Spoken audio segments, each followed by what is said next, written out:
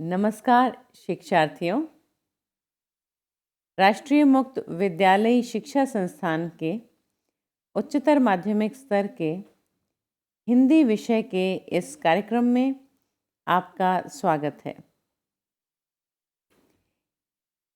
इससे पहले के 3 कार्यक्रमों में हमने बिहारी के 6 दोहों पर चर्चा की। इस कार्यक्रम में हम बिहारी के अंतिम दोहे को समझने का प्रयास करेंगे और बिहारी की कविता के भाव सौंदर्य और शिल्प सौंदर्य पर चर्चा करेंगे।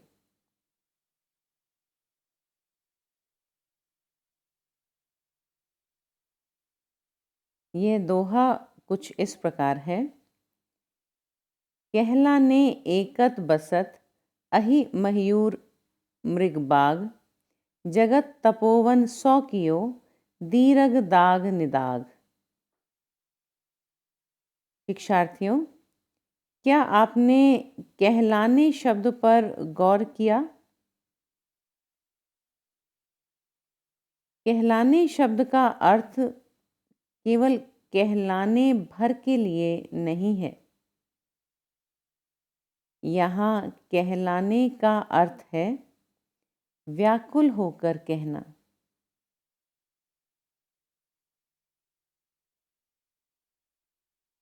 कहलाना क्रिया शब्द का ब्रज भाषा में इसी अर्थ में प्रयोग होता है।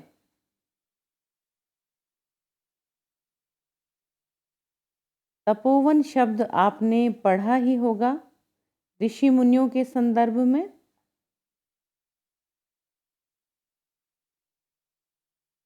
तपोवन जहाँ लोग तपस्या करते थे और जहाँ किसी भी प्रकार की हिंसा वर्जित होती थी।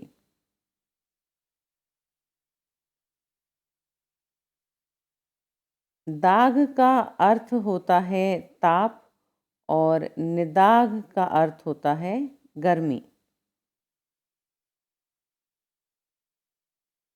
अब दीर्घ यानी दीर्घ शब्द पर विचार कीजिए। दीर्घ का अर्थ है लंबा, विस्तृत, गहरा, भारी आदि। शिक्षार्थियों, अब आप स्वयं ही इन शब्दों में से उपयुक्त शब्द चुनिए जो ताप के विशेषण के तौर पर प्रयोग किया जा सके।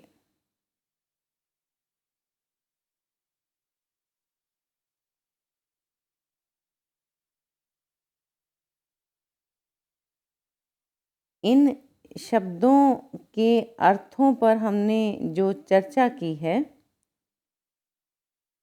इस आधार पर आप इस दोहे की व्याख्या आसानी से कर सकते हैं। अब हम बात करते हैं बिहारी के भाव और शिल्प सौंदर्य पर।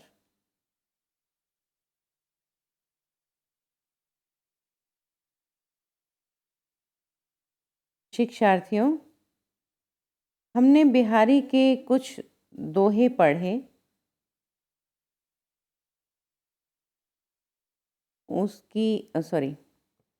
उनकी व्याख्या समझी। आपने अनुभव किया होगा कि कवि बिहारी ने भक्तिकालीन कविता से थोड़ा हटकर बिल्कुल अनौपचारिक ढंग से, कहना चाहिए मित्रता के भाव से, कृष्ण का स्मरण किया है। इसके अतिरिक्त उनकी कविता में कृष्ण श्रृंगार रस के नायक के रूप में भी उपस्थित हैं।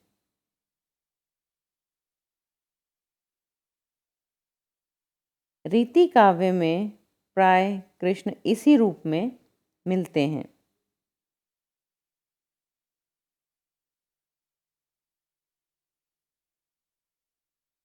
रीति सिद्ध बिहारी रीति काल के प्रतिनिधि कवि माने जाते हैं।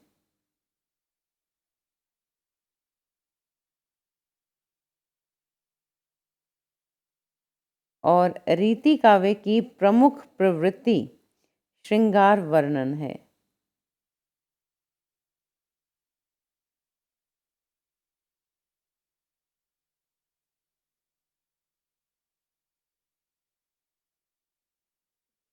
उसके विविध रूपों की अत्यंत सुंदर अभिव्यक्ति बिहारी के काव्य में हुई है।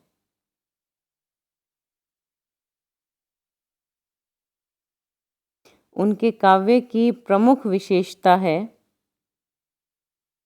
कि श्रृंगार के संयोग और वियोग दोनों पक्षों की प्रस्तुतियां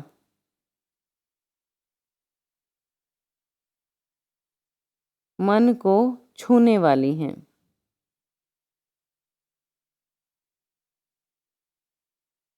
बिहारी ने अपनी समस्त रचनाएं दोहा छंद में की हैं।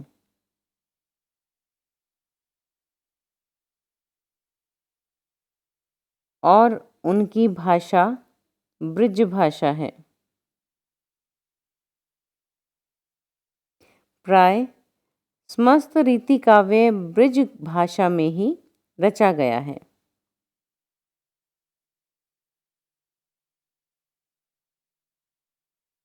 अपनी मधुरता के कारण ब्रिज भाषा श्रृंगार और प्रकृति चित्रण के लिए उपयुक्त भी है।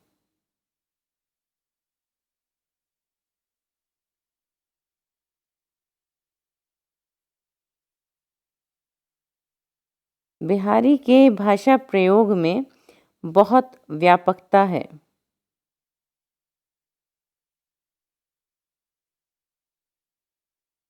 संस्कृतनिष्ठ तत्सम शब्दों से लेकर आम बोलचाल के शब्दों तक का प्रयोग उन्होंने किया है।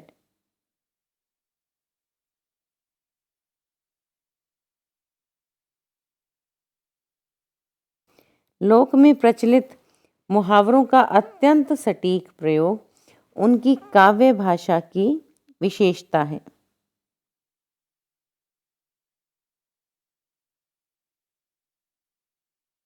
लेकिन सबसे अधिक सराहनीय है उनकी भाषा की लाक्षणिकता,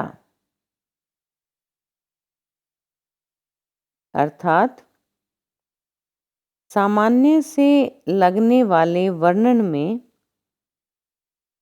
निहित अर्थ की सुंदरता और अनेक अर्थों की संभावना।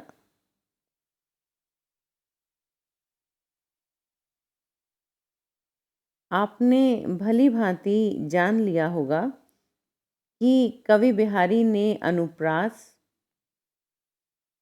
यमक,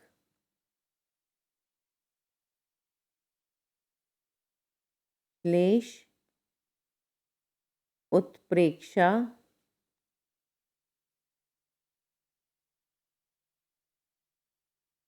रूपक,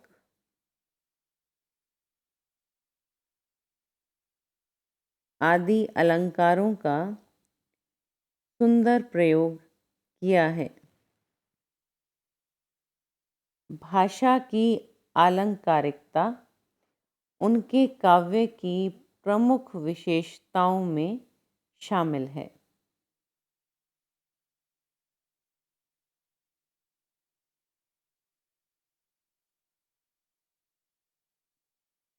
आइए एक बार फिर से दोहरा लेते हैं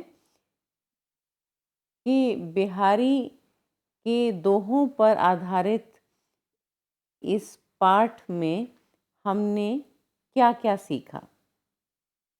तो हमने सीखा है कि बिहारी रीतिकाल के सर्वाधिक प्रसिद्ध और प्रतिनिधि कवि हैं।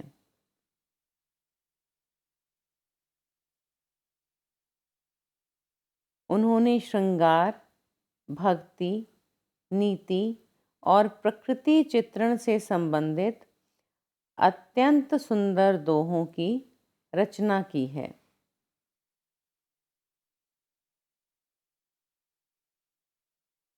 श्रृंगार के दोनों पक्षों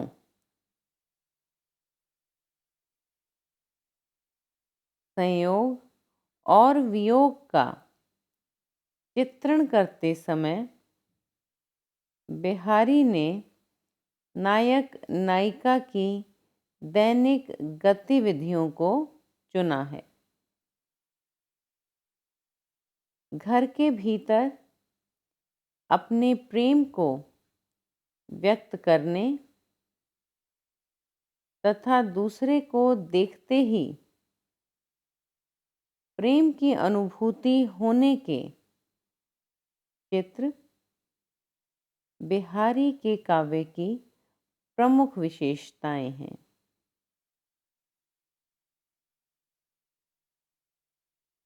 बिहारी के भक्तिपरक दोहे भक्तिकालीन काव्य से अलग हटकर हैं। उन्होंने सख्य भाव से अत्यंत अंतरंगता के साथ कृष्ण का स्मरण किया है। कृष्ण उनके काव्य में श्रृंगार के नायक के रूप में भी उपस्थित हैं।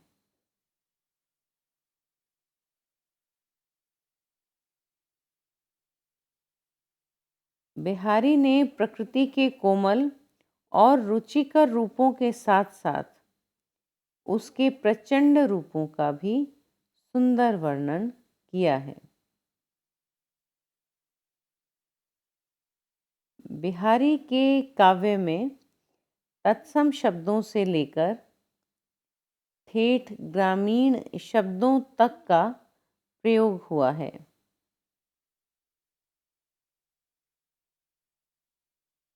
लोक में प्रचलित मुहावरों का काव्यात्मक प्रयोग करने में बिहारी दक्ष हैं।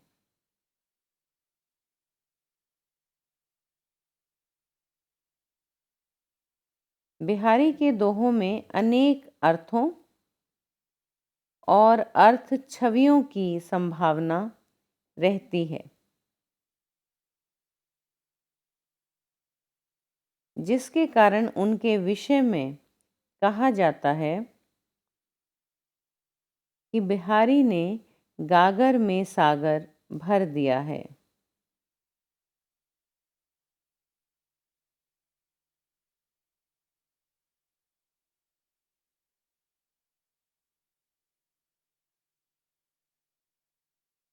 आलंकारिकता बिहारी की भाषा की प्रमुख विशेषता है।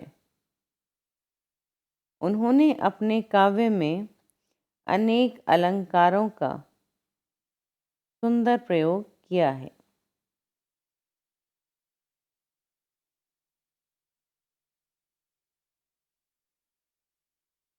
बिहारी ने अपनी रचनाओं में लाक्षणिक भाषा का प्रयोग किया है।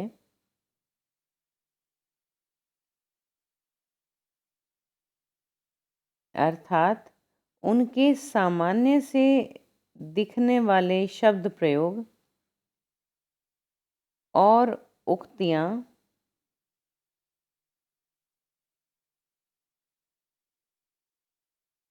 अपने में विशिष्ट अर्थ संकेतों को व्यक्त करने की सामर्थ्य रखती हैं। तो शिक्षार्थियों, यह थे बिहारी के कुछ दोहे और उनकी कविताओं का भाव सौंदर्य और शिल्प सौंदर्य।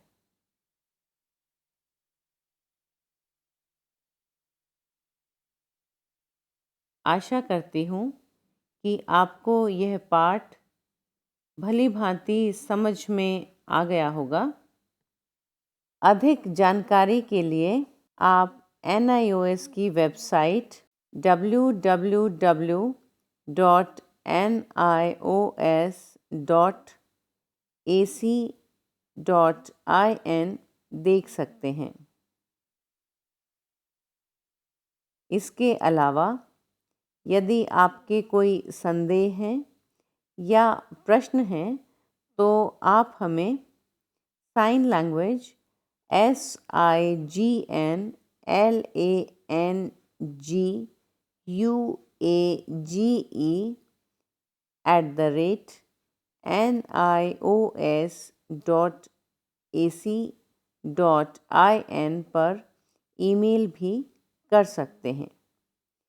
यह कार्यक्रम यहीं समाप्त होता है। धन्यवाद। जय हिंद।